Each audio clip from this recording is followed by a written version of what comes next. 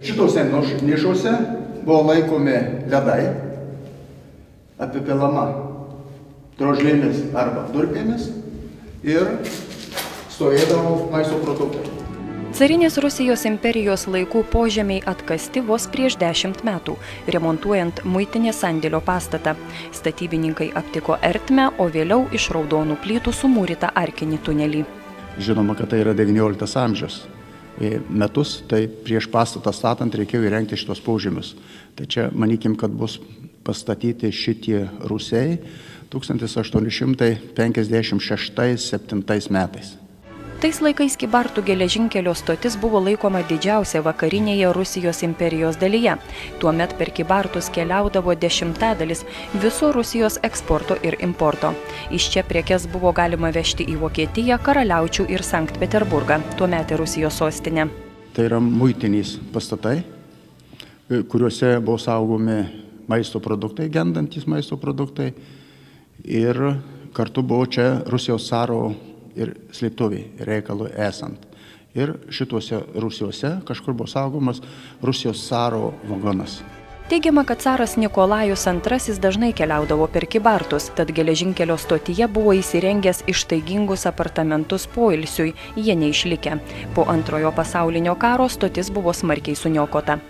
Niekas tiksliai nežino, kokios dar paslaptys slypi po Kybartais. Prieš 10 metų atkasti rūsiai esą tik maža dalis požeminių labirintų. Senoliai pasakoja, kad iš Kybartų požemiais buvo galima nukakti į Rusiją. Atrastų požemių ilgis per 100 metrų, tačiau kybartiečiai mano, kad rūsiai gali būti vos ne po visų miestelių. Pavyzdžiui, iki pat šiol tik spėliojama, kas gali slėptis toliau štai už šios įgriuvusios sienos. Šitas tai pagrindinis didysis yra, tunės yra šone, yra dar vienas toks siaurukas, yra čia, kur trapas yra šalia geležinkelio, tai yra mes buvom įlindę ir ėjom labai gana blogai, bet jis užverstas. Kiek tai yra, jokių brėžinių niekas nelikė ir čia kiek patys žmonės šneka, taip atseit, kažkada tai kažkas buvo, bet vėlgi tai gal paskolos, tai gal. Čia nėra to net kas tai neįrodyti ir kas leistų tai padaryti.